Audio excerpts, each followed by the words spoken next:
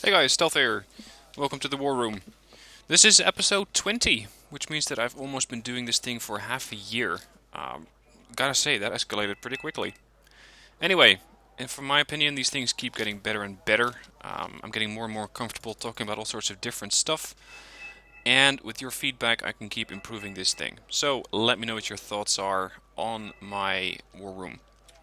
Anyway, what happened last week?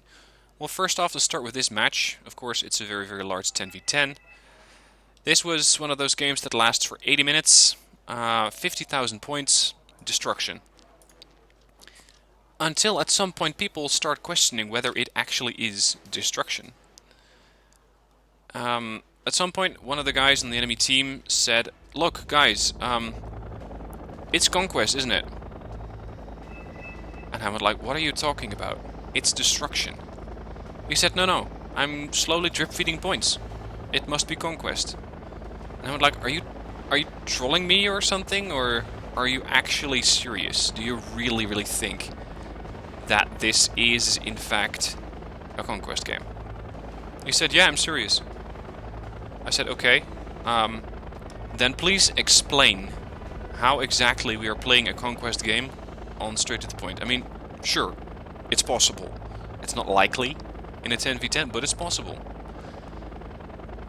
And then I asked, okay, but how exactly do you see this being a Conquest game if we have to get 50,000 points? A Conquest game runs up to normally 500. You can go up to 750, you can go up even higher depending on how long you want the game to run, but 50,000 is a bit of a stretch. And he went, no, look at my spawn counter. My spawn menu. And I thought, what is this guy on about?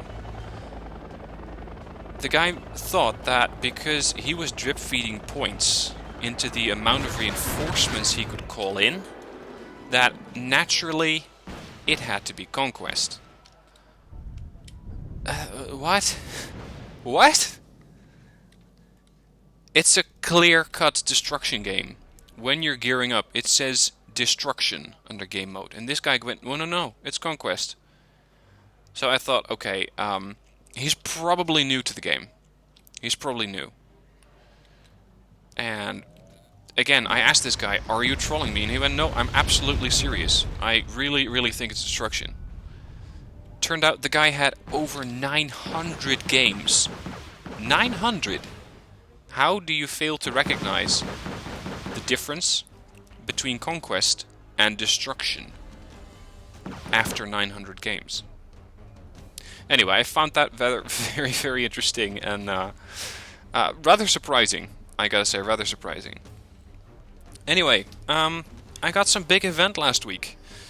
I got on national television. Yeah, how about that? How did that come to be? Well, here in the Netherlands we have a game show. It's a game show that just finished yesterday. So yeah, that was Saturday. I'm pre-recording this on a Sunday instead of the Monday when it's going to be aired. We have a game show. It's been running for the last, I think, 10 weeks. They had 10 episodes. It's a game show where you have 10 contestants. One of those contestants is a spy, for lack of a better term. And this spy has the purpose of making it all the way to the finale without being detected. Or at least every week, one of the contestants goes home if they don't know who the spy is. They have a test at the end of each episode, and in that test they have to answer all sorts of questions. Who do you think the spy is? What was he wearing? What did he do during the several missions that you had to do this episode? How did he behave? What did he have for dinner? So it's really, really detailed information that you gotta have. If you're wrong, you're going home. And the people who last the longest are going to be either the winner or the loser of a substantially growing sum of money. Initially it starts out with 0, but after a few missions, that amount of money can go up rather quickly. So let's say depending on the mission they can get either, let's say 1,500 to 3,000 euro per mission or per assignment, with up to 3 assignments per mission. Now, of course, the spy's mission is to keep that amount of money that the winner can get as low as possible. Again, he isn't getting anything, but what he can do is try to sabotage the amount that the winner will get. That's kind of his mission in the game. He has to do that stealthily. If he does it too overtly, he is going to be spotted, and it's going to be very clear to everyone who this guy is going to be.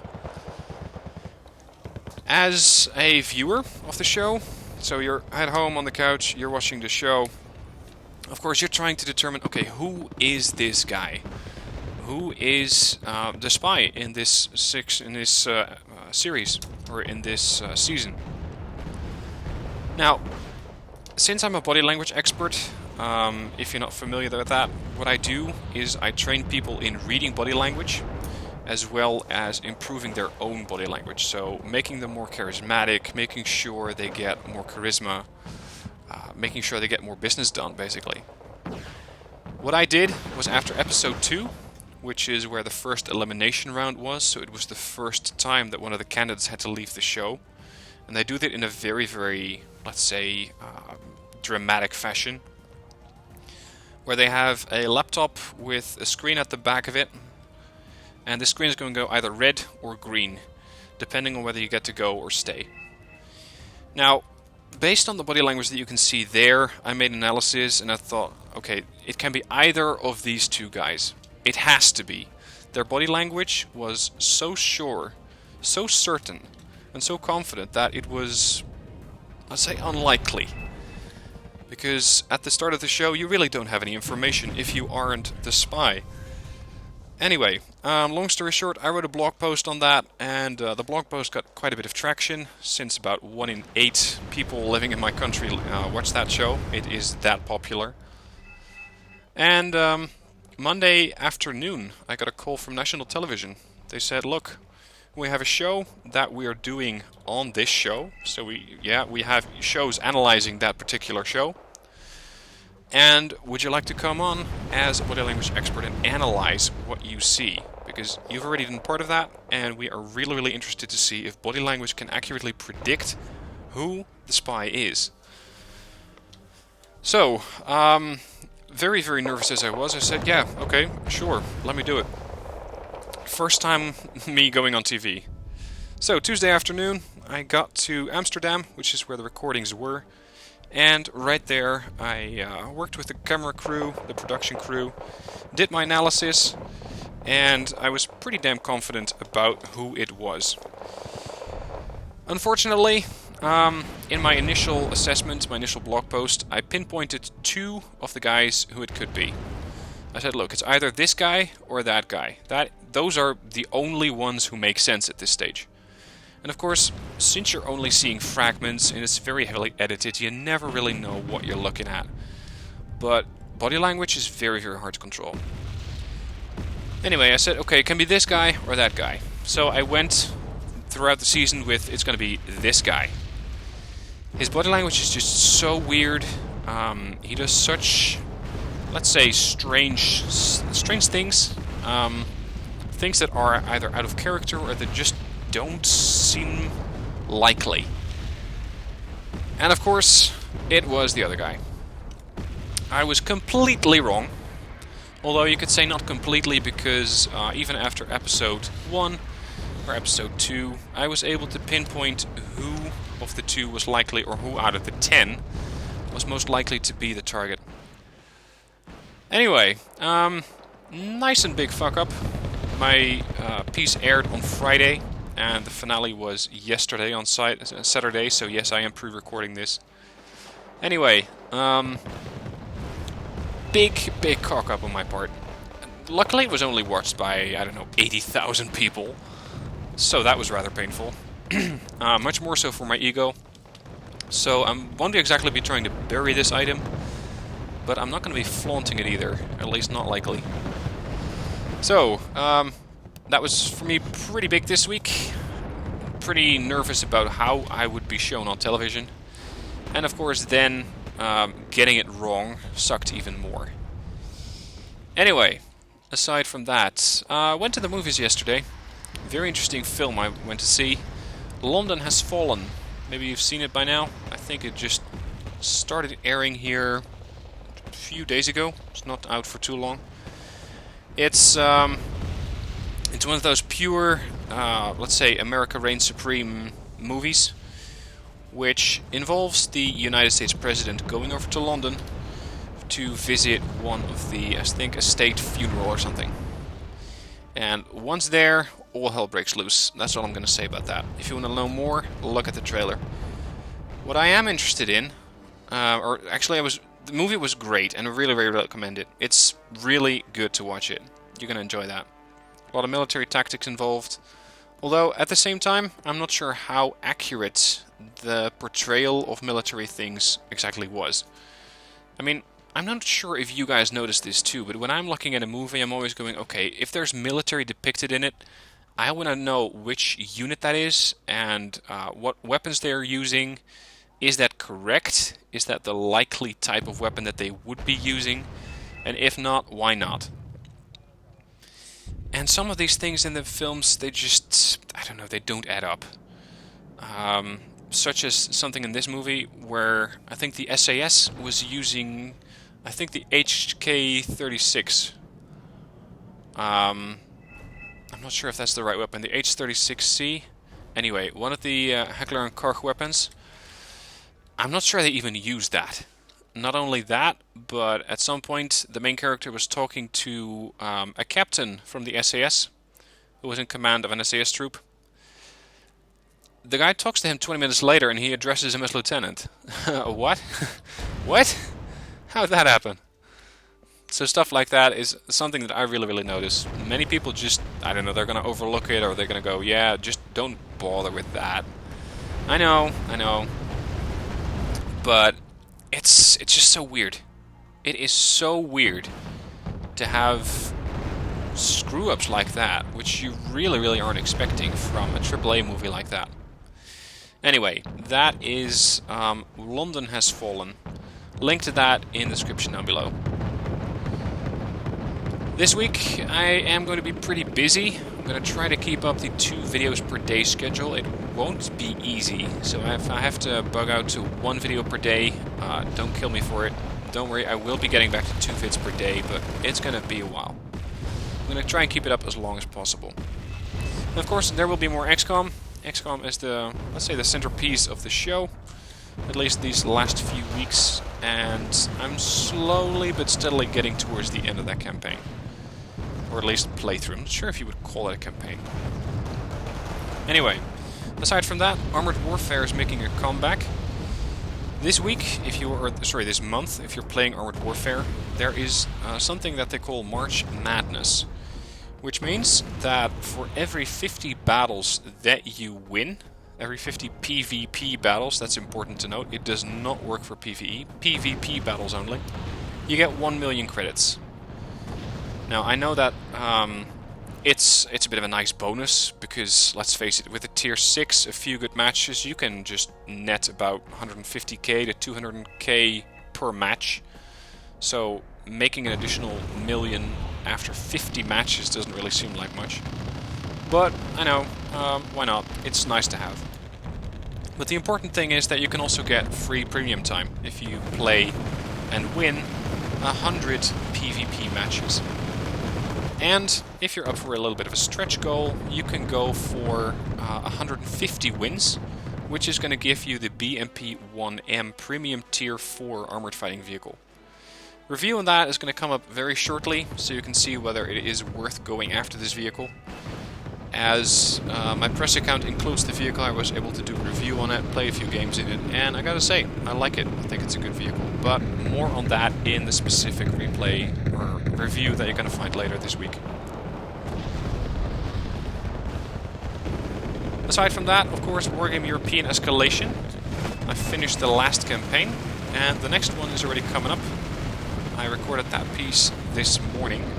It's going to be the Able Archer campaign, and I gotta say, they really, really keep you on your toes with this mission. Or at least the first mission. Maybe the next few missions are going to be easier, but this one, bloody hell, that was hard.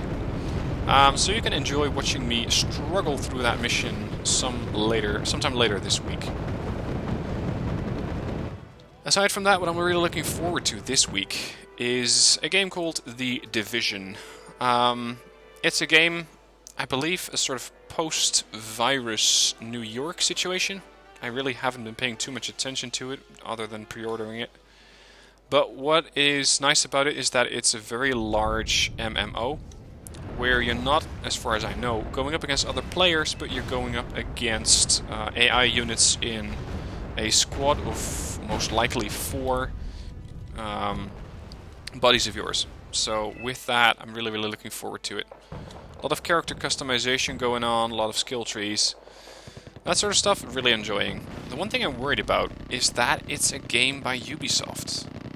That's not a bad thing. I mean, Ubisoft usually makes very good games. But what I have found is that they can be a bit buggy. At least initially. But we'll just have to see. It's gonna probably open on, let's say, Monday at midnight or Tuesday. What would you say? I think Tuesday at midnight. So let's say Tuesday 0.01 on the clock.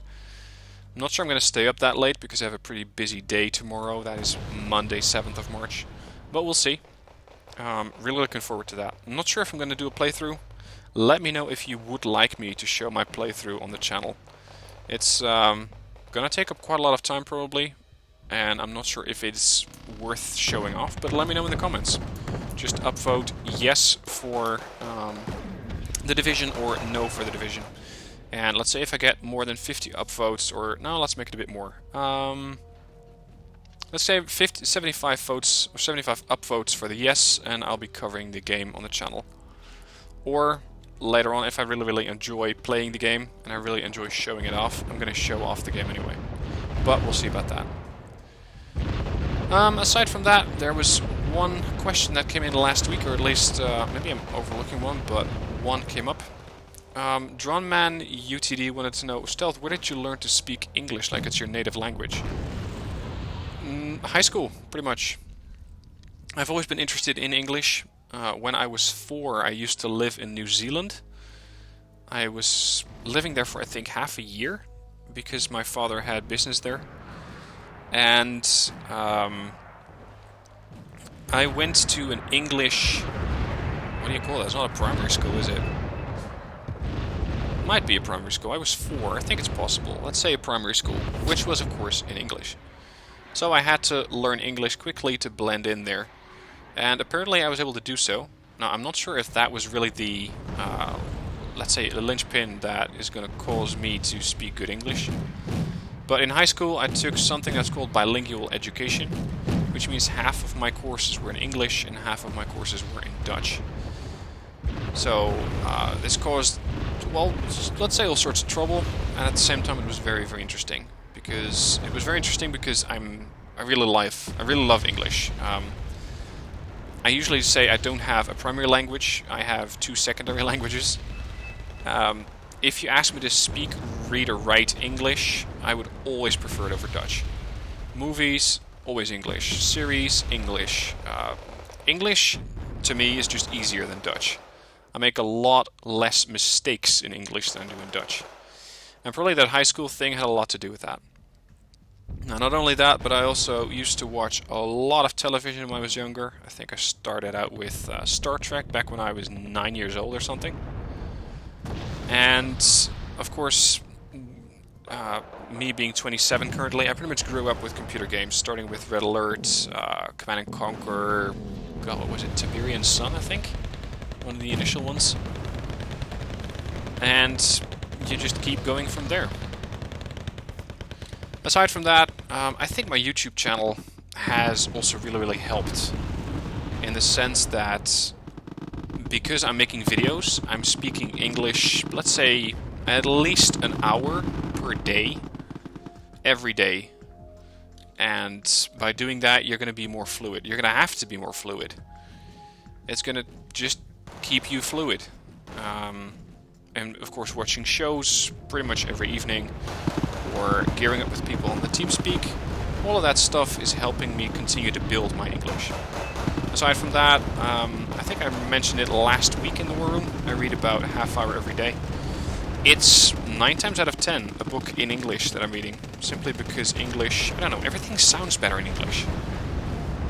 stuff that you would be able to say in English, you just would not be saying in Dutch, because it just sounds ridiculous. So that's why I really, really prefer the language. And from being constantly forced to speak English, or forcing myself to speak English, I just keep improving. Or at least I like to think so.